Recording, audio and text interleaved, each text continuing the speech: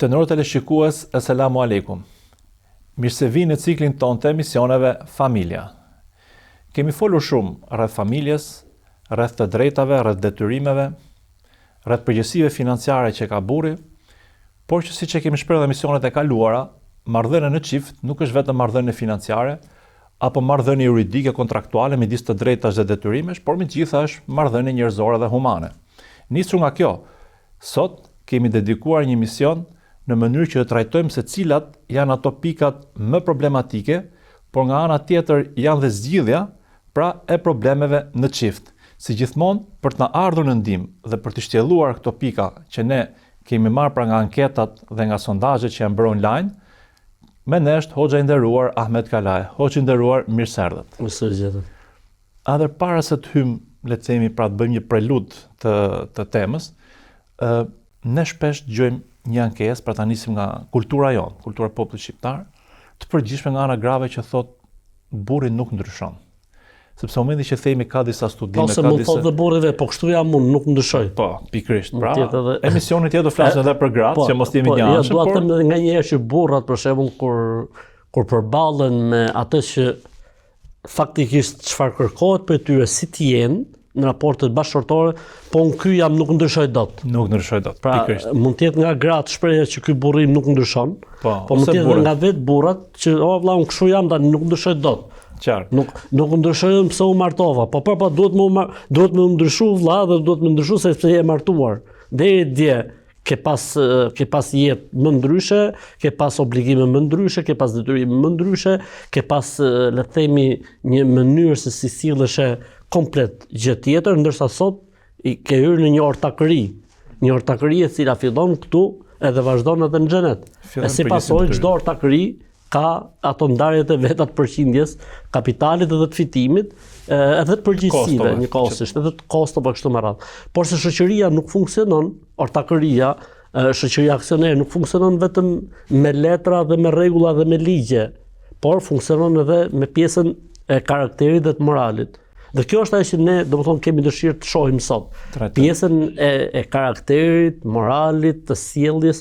Ora, çfarë kërkon, çfarë do një grua nga burri i saj, përveç le të themi asaj që ne kemi trajtuar që janë le të themi detyrimet që ka burri ndaj bashkëshortës apo detyrimet që ka bashkëshortja ndaj burrit të saj, pra të drejtat edhe detyrimet. Ne po flasim këtu për diçka si më thënë, më elastike, për diçka më të ndjeshme, për diçka që është e përhershme dhe e përditshme. Pra, ora çfarë duan gratë nga burrat e tyre? Këtë ne duam ta shohim sot së bashku inshallah mbas të asaj që kemi parë dhe hulumtuar. Pikërisht, dhe e bëra këtë hyrje sepse psikanalist ka një thënie që thotë çdo pacient trajtohet përveç atij që i pëlqen vetë, ta themi narcizisti. Ai vjen një perdë dhe nuk ndryshon. Pra, në rastin konkret, nëse mashkulli që sot ta dëgjoj këtë, pra themi të puntat, thotë që kështu jemi ne shqiptarët, nuk ndryshojmë.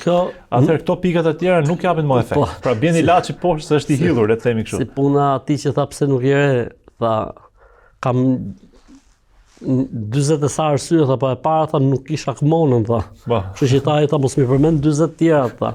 Kështu që domethënë kjo burri do të ndryshojë në Islam. Absolutisht. Nuk është se do të rrijë i njëjti. Ne në Islam kemi diçka që quhet ndryshimi i karakterit. Pra kemi karakter të lindur me njeriu dhe kemi karakter i cili përfitohet ose domethënë perfeksionohet gjatë rrugës. Si tha Sahabiu profetit alayhis salam, o dërguari i Zotit, tha, a janë le të themi dy gjëra që mi ka krijuar Zoti, se ai tha ti ke dy gjëra, tha, ke dy veti morale që i don Allahu dhe dërguari i tij.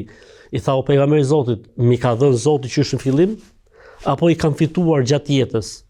Fjala e tij apo i kam fituar gjatë jetës do thotë që ka gjëra që fitohen gjatë jetës. Për këtë arsye në Kur'an më shumë thuhet mos bëni këtë ose bëni këtë tek pjesa edukative. Do thotë që njerëzit absolutisht duhet ta vëlojnë. Edhe po shkojmë në origjinë kemi njeriu është krijuar nga balta. Dhe balta normalisht është e ndryshueshme. Mjafton ta lagësh pak edhe kthehet prapë në formë. Mund të japësh formë të re. Por derisa ta kthesh tek balta ka nevojë për mundet dhe për djerës. Pra edhe njeriu, domethënë, nuk mund ndryshoj përveç se nëse ka një karakter të fortë që ja dikton vetes ndryshimin, ka njerëz që ja vën detyrë vetes edhe e gjen nga sot nesër ka ndryshuar. Ose besimi i fortë. Besimi i fortë është zbutësi më i mirë dhe kanalizuesi më i mirë. Pra nëse njëri ka besimin e fortë dhe gjon emisionin sot, edhe thot prit valla se feja na mësoka që të jem kështu me gruan time, ai me shpresën e Zotit do të jetë i tillë. Ishte interesante, këto ditë hasa një hadith ku profeti alayhis salam kishte hequr dorë pra nga konsumimi i altit, se fillimi thoshe që i donte ëmbëlsirat profeti Muhammed alayhis salam, pse kishte xhelozuar Aishën dhe biles ishte betuar që nuk ta konsumonte më. Pastaj Zoti e korrigjoi dhe i tha që normalisht mos e ndalo gjën e lejuar, por që këtu shikohet se si vetë profeti Muhammed alayhis salam bote koncesione nga gjërat e lejuara, pra me standardet e sotshme një mashkull të heqë dorë nga gjë që pëlqen është e pa imagjinueshme, pse e kërkon gruaja, por që kjo mund vlesi argument si indikator. Faktikisht kjo ka diçka, faktikisht ato i than aromë megafir. Megafir është një lloj fruti që domethënë po t'i vinte mashkullit nga goja ishte e rëndë. Mirë, por profeti alayhis salam nuk donte kurrë që të kishte një aromë e cila ndikonte keq tek njerëzit. Pra nuk ishte thjesht pse s'deshje Aisha me Hafsën, apo me një nën tjetër besimtarëve. Me Saudën, por ideja ishte që meraku se po i vjen aroma e keqe, po edhe pa që reagimi ishte i tillë. Pra gjithë ideja është që njeriu duhet marrë në konsiderat, dhe këtu ne mund vim tek pika e parë, që është ajo pjesa e ndryshimit. Po, e marrjes në konsiderat të ndjenjave dhe t'jetosh me ndjenjat e bashkëshortes. Pra, gruaja, femra, do që burri t'jetoj me ndjenjat e saj, t'jetoj me dëshirat e saj, t'jetoj me ëndrat e saj. Pra, mos t'jetë njëri i ftohtë dhe akull, që nuk i intereson çfarë asaj i pëlqen, çfarë asaj i bën përshtypje, çfarë don ajo për shembull, le të themi prej parfumeve, çfarë don ajo nga jeta, çfarë don ajo, çfarë pret ajo për shembull se mënyra se si duhet ta trajtojë. Pra pjesa le të themi e ndjenjave është aja.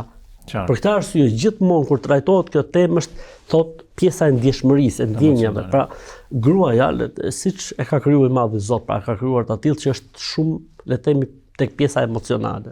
Dhe mashkulli këtë gjë duhet ta marrë në konsiderat. Ndërkohë që mashkulli ka natyrë, le të themi më shumë, si më thon, matematike të gjërave, po femra është tek pjesa e shpirtërore, tek pjesa e ndjesive.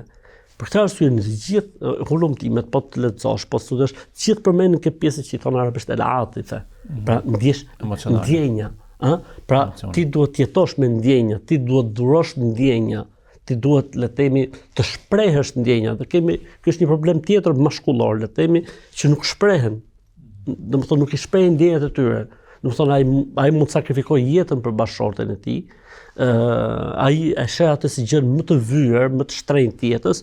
Mirë, po këto gjëra i man gjitha për brenda. Kam thënë një herë unë diku, ore, nxirre thesarin që ke brenda, sepse fjala, shprehja, pra e ndjenjave ndaj bashkëshortes është domethënë dhurimi i thesarit brenda teje.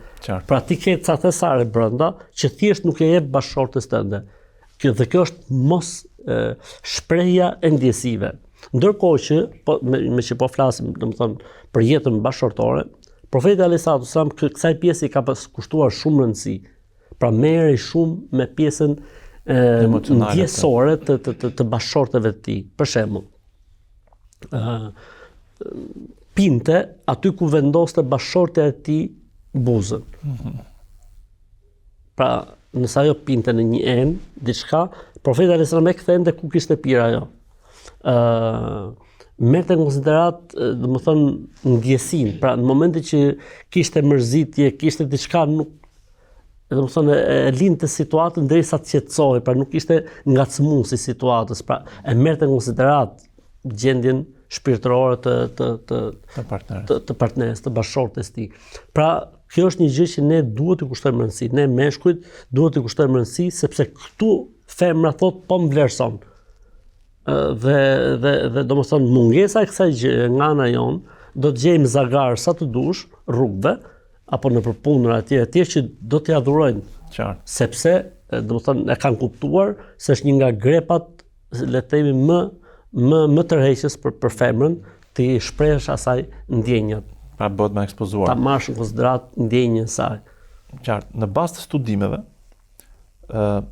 nga cilësitë që le të themi femrat përqeshin këmishut përveç anës emocionale, që ne tham, që është shumë e rëndësishme. Që është shumë e rëndësishme, që është e rëndësishme shumë. Por e trajtuam, ishte e para qenit karakteri fort dhe i pavarur. Pra, jo siç thot populli, shkon nga të fryera.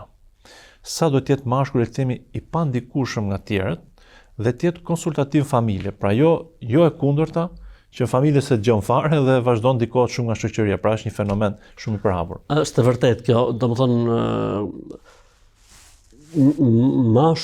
burri, le të themi, është ai i cili, le të themi, kemi thënë në emisionet më herë që është shtylla e shtëpisë. Qartë. Dhe shtylla është shtyllë, nuk ndikohet nga fjalët, nuk ndikohet nga gjërat që i vinë, por mban qëndrimin e vet të pavarur. Pra, si më thonë, është stabil. Në parimet e tij, është stabil në raportet e tij familjare dhe nuk ka pse të bëj, le të themi, ndërhyrje ose le të themi intervenim valësh. Interferim shoqëria valësh, domethënë le të themi, i jep gjithë secilit pozicionin dhe hakun e vet, se në fund fare të gjithë anëtarët e familjes sytë tek ai kanë. Qartë. Kështu që për ta thënë më popullore, nuk ndikohet nga ëma e tij për raportet e tij me bashkëshorten e tij, por nuk ndikohet nga gruaja e tij për raportet e tij me nënën e tij apo me babain e tij apo me njerëzit e tjerë. Pra ka personalitetin e vet, ka dinjitetin e vet. Balancat, ekuilibra, drejtësi, mirë, po, edhe pse në një moment caktuar kjo gjëja mund të jetë e pakëndshme për femrën, vjen një moment që ajo vetë e vlerëson. Qartë. Sepse kupton që ka të bëjë me një i cili është konsekuent në qëndrimet e tij, është i pavarur në qëndrimet e tij, edhe domethënë drejtësia është e dashur. E vërteta është e dashur, pavarësisht në momente të caktuara mund shkaktoj le të themi dhimbje apo pakënaqësi, por në fund fare, domethënë njeriu ka atë subkonsciencën e tij që i bën analizën në fund fare dhe e kupton që është vepruar drejt. Pra kështu duhet të jetë mashkulli, kështu duhet të jetë burri. Pra nuk duhet të jetë që ndikohet, por duhet të mbajë qëndrimet e tij konstante. Qartë. Një tjetër le të themi element, por që ndoshta duken çuditshme, por që ishin, domethënë, mbas studimeve, mbas sondazheve, që vlerësohen shumë gratë. Ne folëm fillim të emisionit për pjesën ku burri nuk dëgjon gruan, por tani po flasim kur vetë burri nuk flet. Pra ishte qendit ekspresiv. Donin që mashkujt ishte ekspresiv me problemet që kishte. Ndërkohë prap studimi thoshte që mashkuj kur ka problem fillimisht e bluan me veten. Pra është komplet e kundërta e femrës, që don shprehet. Dhe kjo është një shqetësim. Pra, a duhet realisht mashkuj të shprehet me gruan apo siç thuhet rëndom, mohabetet e rrugës mos i çon shtëpit, pra. Ka gjë që sewalif i thonë në gjuhën arabe, sewalif. Gruaja do që dikush të flasë me të. Është e vërtetë që ne meshkujt ndoshta jashtë shtëpisë flasim shumë, e më thojë na marrin fjalët kur shkojmë tek shtëpia, por se ky nuk është faj i grave. Ne duhet të kuptojmë që gratë bile madje edhe ty të lehtësohen shumë gjëra në momentin që flet me gruan për le të themi për përditshmërinë tënde. Qartë. Pra edhe ty të lehtësohen sa gjëra sepse ajo do të kuptojë që ti ke ngarkesë, ajo do të kuptojë që ti ke le të themi probleme, ajo do të kuptojë që ti ke shumë halle, edhe do të jetë ndihmë e jotja, do të japi një mendim, do të kuptojë le të themi mungesat e tua në detyrimet që ke ndaj saj, sepse kupton hallin, ngarkesën, stresin që ti ke dhe ajo do të bëjë një tërheqje nga ana e saj. Dhe kjo është më e mira, domethënë që njeriu shprehet, siç ndodhi me profetin alayhis salam, që shkojnë në çadër në rastin e Hudejbijës dhe i tha po do bëhet nami, tha po pse? Tha njerëzit nuk po zbatojnë urdhrin tim. Pra profeti alayhis salam këtë rast. Po, profeti alayhis salam po shprehi me bashkëshorten e tij, pra po qante një hall me gruan e tij dhe po i tregonte se çfarë kishte ndodhur jashtë deri shtëpisë. Pra nuk është gjithmonë muhabetet e rrugës mos i çoke shtëpia, ose muhabetet streset e tua mos i fut në shtëpi. Nganjëherë duhet që njeriu të shprehet sepse kjo i mundson atij të shkarkojë, le të themi barrën, po edhe të gjejë një mirë kuptim nga ana bashkëshortes tij, le të themi nëse ka mungesa, nëse ka vonesa, nëse nuk përgjigjet dot ashtu siç duhet. Domethënë gruaja kupton se prit se nuk është puna se po e bën prej inatit apo Bëjmë qëndrim. Apo po mban në një qëndrim. Thjesht nuk është mundësia, le të themi, apo ka ngarkesë kështu me radhë. Pra duhet më u shpreh. Gratë duan këtë gjë vllajm, që ti të thush për isha këtu, bëra këtë. Muhabet e kotit do thoshti, po kemi kohë ne për shembull bëjmë muhabet e kotit, po duhet më bërë vëllai, ca muhabet e kotit. Isha sot atje, nuk i nxorra dot dokumentat, kam prit një orë tek uji dhe dritat, me zor u bëm, na loj muhabet, domethënë duhet mbushur. Ka nevojë që të komunikim, shkëmbim ndjenjash. Patjetër, po. Një pikë tjetër interesante ishte të qenit, le të themi, mashkulli kërkues, aspirant, nuk po themi karrierist, pra jo përtac.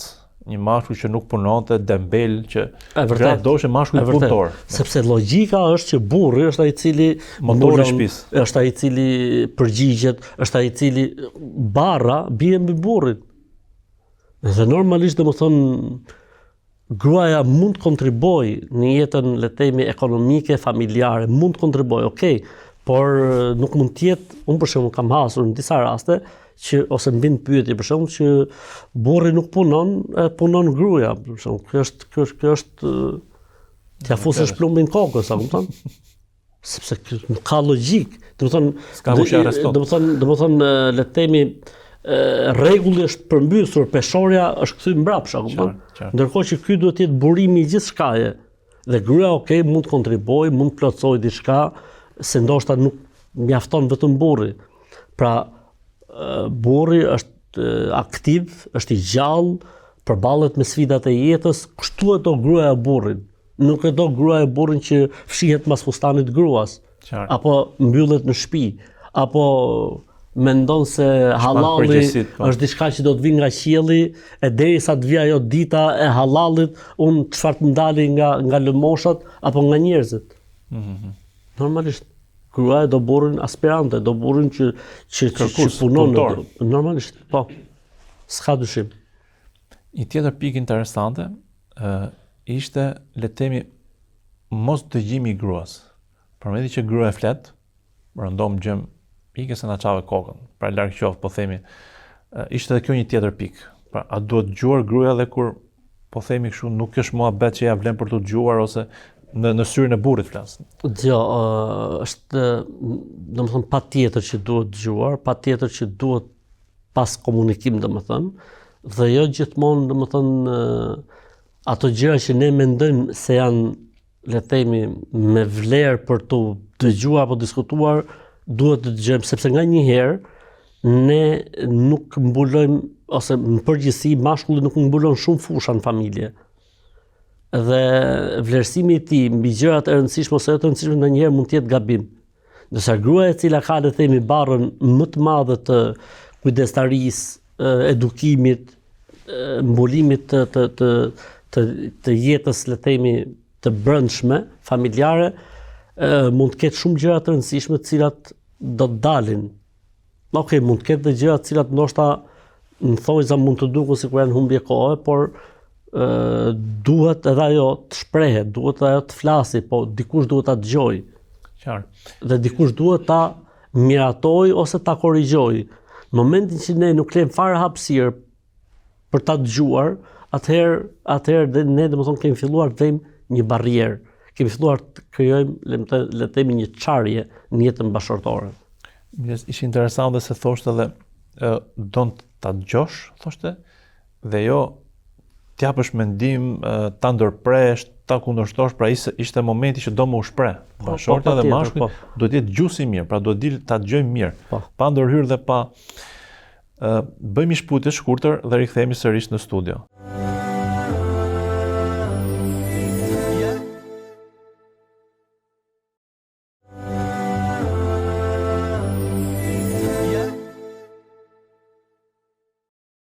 Atëherë hoxhë nderuar, një tjetër pikë pra që ishte ndoshta çuditshme në shtyrën e mashkullit, por prandaj dhe janë dhe natyra që plotësojnë njëra tjetrën. Nuk e zëvendësojnë njëra tjetrën, që të jenë luftë, por plotësojnë njëra tjetrën. Ky është një koncept që le të themi do ta kemë parasysh çiftet. Ishte edhe të qenurit, le të themi, karizmatik, i paraqitshëm, i mbajtur, në një term që t'ja përshtasim shqip, mos tjetë pra i pa e kurosur, i pa lar, të vjerë, të keqe. Shkurt mohabetit do ta mbaj burri veten. E vërtet. Sa gjën pesh kjo. Pra, domethënë syt e femrës muslimane, syt e një gruaje të mirë, janë tek burri i saj. Dhe në momentin që burri, le të themi, nuk e mban veten, në momentin që burri nuk i kushton rëndësi vetes tij, normale që kjo do të shkaktoj goditje tek ndjesitë dhe tek ndjenjat e një femre. Për këtë arsye, domethënë, është kushtuar rëndësi shumë kësaj pjese. Profeti alayhis salam domethënë ka qenë shembulli më i lartë le të themi i paraqitjes mirë, i kujdesit për higjienën, i kujdesit mbi mënyrën se si vishej, mënyrën se si paraqitej, domethënë, edhe brenda familjes, pra jo vetëm jashtë, po edhe brenda familjes. Dhe kjo është e njëjta gjë që domethënë duhet funksionojë tek gjithë. Pra nuk është diçka që është një zbulim i ri, po është diçka që funksionon tek mendja e çdo kujt. Pra është normale që burri të jetë tërheqës vëlla. Ne jemi vetëm me pjesën që gruaja duhet të ishte tërheqës edhe e mbajshme në shtëpi. Edhe pjesa tjetër, edhe burri duhet të jetë tërheqës. Pra nëse ne kërkojmë, për shembull, prej gruas që kur të shkojmë në shtëpi të jetë e paraqitshme, të jetë e parfumosur, të jetë e mbajtur, ndjellse etj, edhe mashkulli njëta gjë duhet të jetë për bashkëshorten e tij, për gruan e tij, domethënë do të jetë sa më i paraqitshëm, do të jetë sa më i këndshëm, do të jetë sa më në humor, le të themi. Pra të gjitha këto që krijojnë, le të themi, atë le të themi ndjeshmërinë e duhur në raport me atë që i mungon gruas nga burri i saj, nga bashkëshorti i saj. Një tjetër pikë interesante ishte të qenurit e vlerësuar. Madje kishte ferma që shpreheshin që shkojnë punë vetëm për gjurë një faleminderit. Pra imagjinoa se sa do më thënë se është një fjalë, që ne i themi magjike, për bashkëshorten. Pra duhet burri ta vlerësoj gruan, sepse shpesh në shoqëritë tona ecet me idenë që ta majt shtypur, domethënë, që të urtë. Dhe ta përdorim zhargon e përditshëm. Faktikisht i dërguari Allahut sallallahu alaihi wasallam ka thënë, ai që nuk falënderon njerëzit, nuk falënderon as Zotin siç duhet. Pra, prej Islamit është që të falënderojmë. Ti themi Zoti ta shpërbleft, ti themi kur gatuan mirë të lumshin durët. Ta marrim konsiderat, le të themi, arsyetimin e saj nëse diçka nuk shkon apo nuk ka vajtur mirë. Mos të bëjmë hetime deri në fund, nëse shohim që ndoshta nuk janë thënë gjërat ashtu siç duhet për ndonjë lëshim. Pra nuk ka nevojë tani ne të shkojmë deri në fund, ndërkohë që në fund fare çfarë është gjëja për cilën po diskutohet, që kohët le të themi në krahasim me parimet dhe ose mos vëllë krahasime. E grua e filanit e man shtëpinë xiz, kjo gatun të lëpish gishta, pra kjo është. Edhe kjo është domethënë diçka domethënë që nuk e don. Pra një grua tek burri i saj që t'i bëj asaj krahasime. Kjo është edhe për krahun tjetër faktikisht është vrasatare në jetën bashkëshortore, sepse gruaja sikur merr një mesazh indirekt që mua më ka hyrë në zemër një tjetër ose filania dhe ti domethënë sado që të bësh nuk je më e vlerësuar tek unë. Edhe domethënë kjo është domethënë ti vesh kelmin jetës bashkëshortore. Krahasueshmëria ose krahasimi me të tjerat është vrasatar. Ndonjë pikë ose ndonjë këshill nga ana juaj që me çfarë sugjeroni që meshkujt ta fitojnë gruan? Pra, përveç sjelljes, përveç pikave që ne përmendëm, anës emocionale, sugjerime të tjera që mund të keni. Me thënë drejtën, domethënë ta konsiderosh bashkëshorten si njeriu tënd të jetës, si fatin tënd të jetës, si mirësi e Zotit tek ti dhe si një bekim i Zotit tek ti dhe si një amanet i Zotit në dorën tënde, mendoj që nëse ne meshkujt do i mendojmë këto gjëra pra, mendoj që raporti ynë me bashkëshortet tona do të ishte krejt ndryshe, do të ishte shumë më i mirë edhe pritshmëritë do të ishin shumë më të larta. Domethënë, ne faktikisht është mirë ta mendojmë gruan si kur të ishte goca jonë e martuar diku, si kur të ishte motra jonë e martuar diku.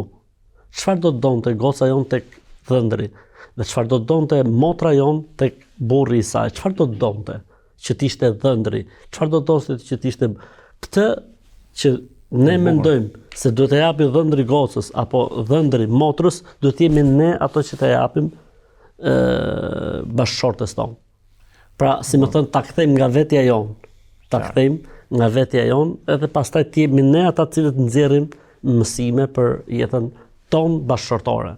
Normalisht që të kthehemi tek pjesa, le të themi, dhe mënyra se si pejgamberi alayhis salam sillej me bashkëshortet e tij, sepse aty kemi të gjitha. Dhe ndoshta gjithë këto problematika vijnë se njerëzit janë larg studimit Kuranit, njerëzit janë larg studimit të jetës profetit alayhis salam, modelit profetik, sepse po të kthehemi do të gjejmë shumë gjëra manice dhe interesante, saqë nganjëherë habitesh, si ka mundësi që para 15 shekujsh të ketë qenë kaq, të më thonë, të jetë kaq aktuale trajtimi sikur të jetë në kohën që ne jetojmë. Në fakt, kjo që thatë është dhe esenca, sepse kur njeriu e shikon partneren si barr, e urren, jo si bekim si thatë ju, po si mallkim, normalisht dhe sjelljet pasaj do përkthehen sjelljet të këqija, kuptohet, që do hydhen hak.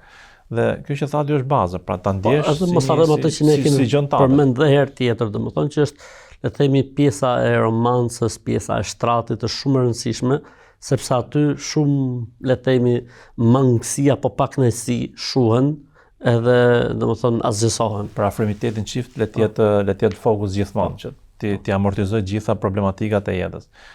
Hoxhë nderuar, falenderoj që ishit sot me në studio.